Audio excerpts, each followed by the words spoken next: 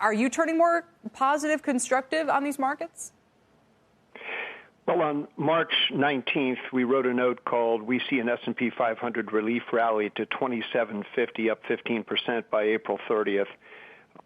There's a couple days before the bottom, and then Sunday we wrote a reiteration note. And of course, yes, it has been a very powerful rally, but the market surprise factor is what drove us into the fastest bear market in history.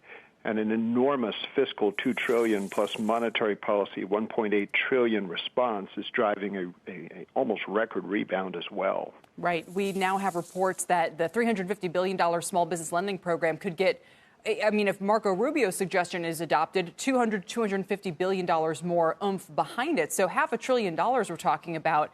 Is that a good sign or a bad sign to you? On the one hand, we want the companies that need help to get it. On the other hand, it tells you that the scope of that need is large.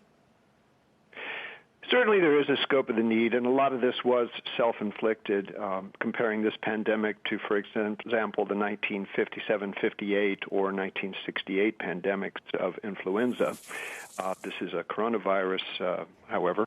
But one of the things that we are finding is that the increased role of the government in the economy in the long term, and this blowing out of deficits and the Fed having to step into this role that they're playing, is probably going to lower your longer-term returns. So we enjoy this rally while it lasts, but thinking longer-term, we would expect a weaker market over the next 5 and 10 years than we certainly enjoyed over the preceding 5 and 10 years. Could you elaborate on that a little bit? Because there are some who say once you have equities trading at such low prices, it implies higher future returns. Why do you think this time would be different, or is it not a valuation story to you?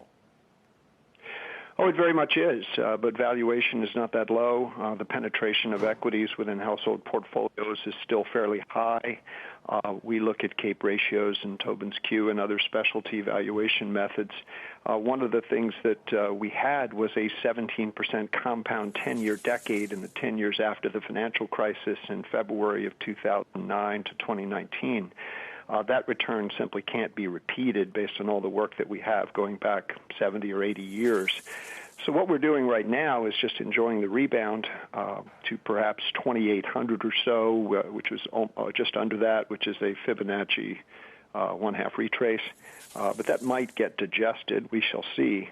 But then beyond that, we have to monitor the fact that the old days are gone and that this new role of expanded government and weak earnings on the horizon probably does inhibit some of our longer-term returns. Let me ask you finally, if that changes where you'd want to invest, what sectors you think are most attractive right now, or which companies within those sectors, and how you think this leadership might look?